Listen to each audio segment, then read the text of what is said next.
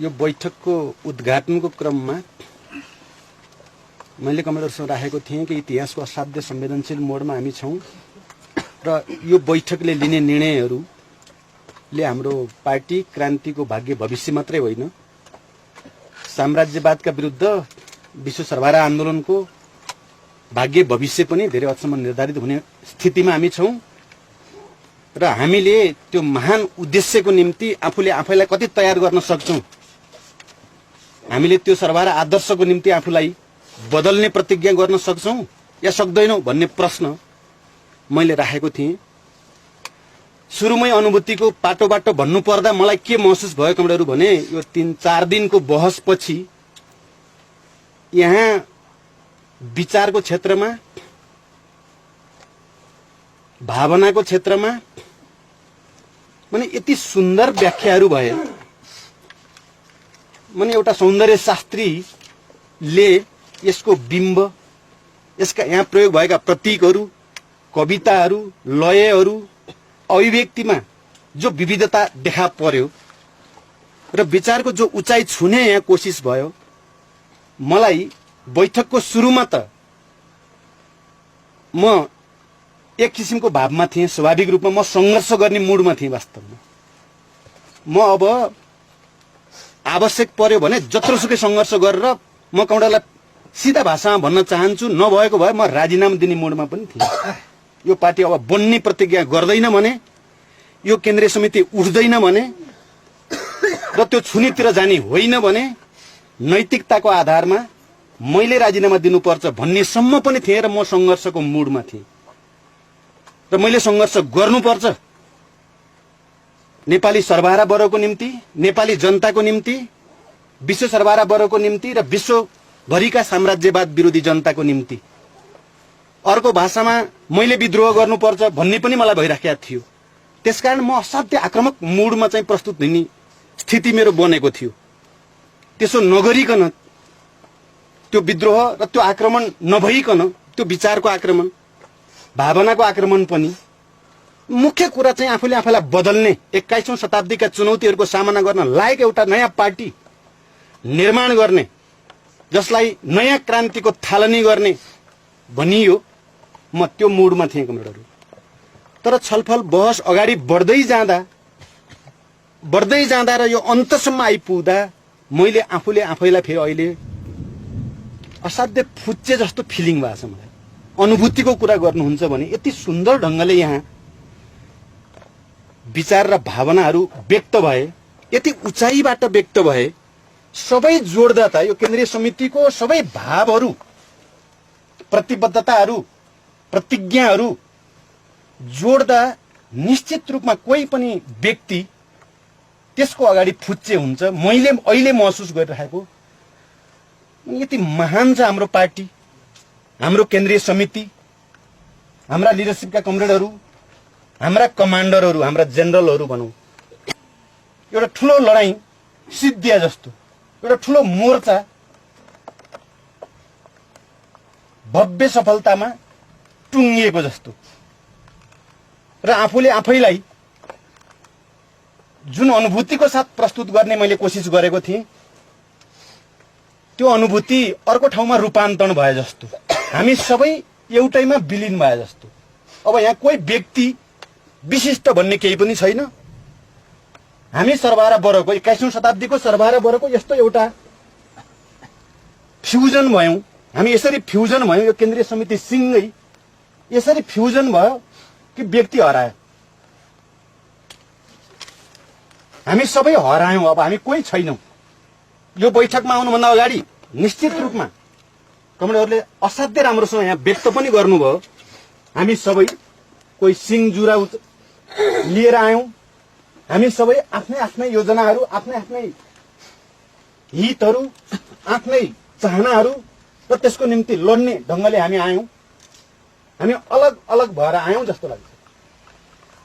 हामी एक व्यक्ति भएर आयौं र यो बैठक भित्र दस्तावेजमाथिको छलफलको क्रममा हामी सबै व्यक्ति हरायौं। अहिले मलाई वास्तवमा भन्नुहुन्छ भने सीएम भएको जस्तै मलाई लागेको छ। विलीन भइयो, हामी सबै फ्युजन भइयो। हामीले भन्दै आएको छौँ। हुन त हामीले धेरै ठाउँमा यो फ्युजन शब्दको प्रयोग गर्ने पनि गरेका छौँ, कोही ठाउँमा सही ठाउँमा, कतिपय गलत ठाउँमा पनि प्रयोग गरेका छौँ। तर यो महान फ्युजन, महान विलयन सर्वहारा उद्देश्यको निम्ति, मानव जातिको सुन्दर भविष्यको निम्ति, सबै उत्पीडित जाति वर्ग समुदायको मुक्तिको निम्ति एउटा यस्तो एउटा महान फ्युजन जसले एउटा असाधारण ऊर्जा शक्ति पैदा गर्छ। किन ऊर्जा, इनर्जी, सर्वहारा बरको इनर्जी यही फ्युजनमा मात्रै हो। विचारको फ्युजन, भावनाहरूको फ्युजन र त्यसले पैदा गर्ने शक्ति। किनकि मान्छेभित्र हामी सबैलाई थाहा छ असीमित क्षमता पनि हुन्छ। त्यसले सही वातावरण पायो, सही ओरिएन्टेसन पायो भने प्रत्येक मानिसहरूभित्र यो विश्वलाई नै प्रभावित गर्न सक्ने ऊर्जा पनि हुन्छ। पाएन भने यी प्रत्येक मानिसहरू भिडमा बदलिने र त्यसको औचित्य, त्यसको भूमिका इतिहासमा चाहिँ सामान्य किरा कर्कटको भन्दा बढी नहुने पनि हुन्छ। मार्क्सवादले हामीलाई के सिकायो? समाज विकासको क्रममा त्यहाँसम्म आउँदा विचारको यस्तो एउटा अद्भुत उचाइ, एउटा अद्भुत स्पष्टता, अद्भुत वैज्ञानिकता यस्तो प्रस्तुत गर्यो। माओको भाषामा भन्दा त्योभन्दा अगाडि पनि मानिसहरू त लडी नै राखेका थिए। प्रकृतिसँग सङ्घर्ष, विभिन्न वर्गका बीचमा सङ्घर्ष त चलि नै राखेका थियो। माओले असाध्यै सुन्दर भाषामा भन्नुभयो कि मार्क्सवादमा हजारौं सत्यहरू छन्, तर ती सबैलाई एउटैमा ग्याल्भनाइज गर्न सकिन्छ, एउटैमा चाहिँ घोल्न सकिन्छ कि विद्रोह अधिकार हो। विद्रोहको अधिकारलाई संस्थागत गर्यो, त्यहाँदेखि धरती हल्लियो, पुरा विश्व कम्पायमान भयो र यस्तो एउटा शक्ति पैदा भयो जसले हजारौं वर्षदेखि शासन गरेका शासकहरूलाई, शोषकहरूलाई उनीहरूको स्वर्गमा धावा बोल्यो भन्ने जो व्याख्या छ निश्चित रूपमा हो। त्यो विचारै थियो। सुरुमा त्यो विचार निश्चित रूपमा दुईजना व्यक्तिकोमा थियो। सायद माओले त्यो कुरालाई पनि राम्रोसँग व्याख्या गर्नुभएको छ। विज्ञान र वैज्ञानिक विचार सुरुमा त दुईजनामै थियो, तर त्यो दुईजना भएर त्यसलाई अवमूल्यन गर्ने स्थिति होइन थियो। त्यो त यस्तो एउटा अणुबम थियो, विचारको यस्तो एउटा परमाणु बम थियो जसले धरती हिलाउँथ्यो, हिलायो। फेरि हामी के बुझ्छौं त भने विज्ञान हुनुकै नाताले त्यो निरन्तर विकासको क्रममा हुन्छ। एकचोटि हिलाए त्यहाँ त्यसले सधैँ हिलाइराख्छ भन्ने कुरा हुन सक्दैन। त्यो विज्ञान विकासको क्रममा नयाँ नयाँ फड्कोमा नपुग्दासम्म त्यसले हिलाइराख्छ भन्ने कुरा पनि होइन र त्यसको विकास अपरिहार्य हुन्छ। र त्यही विकासको क्रममा जस्तो कमरेडले भन्नुभयो लेनिनवाद माओवादसम्म आयो र चाहिँ माओवादसम्म आउँदा मुख्यतः सांस्कृतिक क्रान्तिसम्म आउँदा विचारले एउटा उचाइ छोयो र त्यसले विश्वलाई, विश्वभरिका श्रमजीवीलाई एउटा बाटो, एउटा दिशा निर्देश गरि नै राख्यो। हामी सबै सायद त्यही महान आदर्शका, त्यही महान विचारका सन्तानहरू हौं। हामी त्यसैका सन्तति हौं, त्योभन्दा बाहिर हामी होइनौं। नेपालमा 10 वर्षको जनयुद्धले जे प्रभाव सिङ्गो नेपाली समाज 100औं वर्षदेखिको समाजलाई खलबल्याइदियो, त्यसका जराहरू उखेलिदियो, माने सन्तुलन भत्काइदियो। त त्यसको पछाडि हामी सबैलाई राम्रोसँग अनुभूत छ, हामी सबैले राम्रोसँग देखेका छौं कि अरू हामीसँग हतियार भएको कारणले त्यो भयो कि हामीसँग धेरै मेसिन गनहरू भएको कारणले त्यो भयो। हामीसँग माने करोडौं जनता हाम्रो पक्षमा भएकै हुनाले त्यो भयो त? त्यो पनि होइन, किनकि हामी एउटा सानो समूह नै थियौं, हामी थोरै मानिस नै थियौं। नेपालमा बडे बडे पार्टीहरू भन्ने नै थिए, कम्युनिस्ट नामका पनि। तर फेरि पनि हामीले विचारको विज्ञानलाई विज्ञानकै अर्थमा बुझ्नुपर्छ। सायद कमरेडहरू त्यति बेला एकता केन्द्र बन्ने बेलामा, एकता केन्द्रमा चल्ने छलफलका क्रममा जो कमरेडहरू अहिले पनि यहाँ उपस्थित हुनुहुन्छ उहाँहरूलाई पक्कै पनि स्मरण छ हामी लगातार विज्ञानकै कुरा गर्थ्यौं त्यति बेला पनि विचारको विज्ञानसम्मत धारणाकै कुरा गर्थ्यौं विचारधाराकै कुरा गर्थ्यौं प्रवृत्तिकै कुरा गर्थ्यौं प्रवृत्तिकै संघर्षको कुरा गर्थ्यौं मानिसहरूलाई हाम्रा कुरा सुन्दा अचम्म लाग्थ्यो अनौठो मान्थे त्यति बेला माने कम्युनिस्ट आन्दोलन भित्रका विभिन्न प्रवृत्ति मात्रै होइन कम्युनिस्ट बाहिरका त झन् जिब्रो नै टोक्थे मलाई अहिले सम्झिन्छु मैले एउटा पत्रकार के अरे पुरुषोत्तम दाहाल मने कमरेड जेबी को घरमा मलाई भेट्ने भएर त्यहाँ भेट्न गएको थिएँ म र मैले जनयुद्धको कुरा गरेको थिएँ जनयुद्ध त सुरु भएको थिएन साथै 1.5 वर्षै अगाडि थियो जनयुद्ध सुरु गर्नुभन्दा 1.5 वर्ष अगाडि थियो र नेपालमा जनयुद्ध भन्दा अर्को कुनै विकल्प छैन यहाँको सामन्ती शोषण सामन्ती संरचना भत्काउने साम्राज्यवादी विदेशी उत्पीडनहरू विस्तारवादी उत्पीडनको जरा काट्नको लागि र नेपाललाई चाहिँ दुनियाँमा एउटा नयाँ नेपालको रूपमा चिनाउनको निम्ति जनयुद्धकै व्याख्या गरिएको थियो त्यहाँ त्यसले अचम्म मान्थ्यो कुरा प्रस्तुति हेर्दा त उसलाई सायद बडा कन्फिडेन्टली भनेका छन् भने त त्यसलाई लाग्यो उसलाई राम्रै लाग्यो मान्छेको प्रस्तुति यताउता चाहिँ सबै त उसलाई राम्रै लाग्यो तर यो विचार जनयुद्धले नै नेपाललाई रूपान्तरण गरिन्छ र गर्न सकिन्छ भन्ने विचार चाहिँ अनौठो लागेछ र उसले गएर तुरुन्तै कान्तिपुरमा एउटा आर्टिकल लेखेको छ सायद त्यति बेला पत्रकार कमरेडलाई त थाहा होला अरु कमरेडलाई पनि थाहा हुनुपर्छ विपनामा जनयुद्धको सपना कुरा भन्नुभयो त विपनामा जनयुद्धको सपना भनेर लेखे उसले चाहिँ अब उसको दृष्टिकोण अनुसार अथवा जो कोहीको पनि त्यति बेलासम्मको स्थितिमा मानिसले सामान्य ज्ञानको दृष्टिकोणले सरदर ज्ञानको दृष्टिकोणले सरदर विचारको दृष्टिकोणले विपनामा जनयुद्धको सपना लेख्नु मलाई ठिकै हो भन्ने लाग्छ तर त्यो विचारको विज्ञान जो हाम्रो सानो समूहभित्र बोलिराखेको थियो त्यो ज्योति जो बोलिराखेको थियो र हामीलाई एउटा आत्मविश्वास थियो जनयुद्ध कसरी जान्छ भविष्यमा यसले कति घुम्तीहरू र मोडहरू पार गर्नु पर्ला त्यो कुरा त थाहा हुने कुरा भएन तर जनयुद्ध हुन्छ लान सकिन्छ भन्ने एउटा चाहिँ विश्वास हाम्रो सानो समूहमा थियो जताडा हेरे पनि त्यो समूह त्यति ठूलो भएर मानिदैन थियो सानो समूह नै थियो तर जब जनयुद्ध 2052 साल 1 गते पहल गरियो हामीले एउटा पनि चौकी त कब्जा गर्न सकेनौं 1 गतेको दिन त सायद त्यो सिन्धुलीगढीको चाहिँ त्यहाँ पुलिस नभएको हुनाले कब्जा भयो क्या हतियार नभएको हुनाले कब्जा भयो नत्र अन्त जहाँ हतियार लिएर बसेका थिए पुलिस त्यो कहीँ पनि कब्जा भएन हामीले हान्न त हौलेरी पनि हानियो यतापट्टि रुकुममा कहाँ हानियो रे रारी उसमा पनि हानियो तर कहीँ पनि कब्जा भएन हाम्रो हतियार नभएको हुनाले कब्जा भयो हतियार भएको ठाउँ कब्जा भएन तर त्यो एउटा यस्तो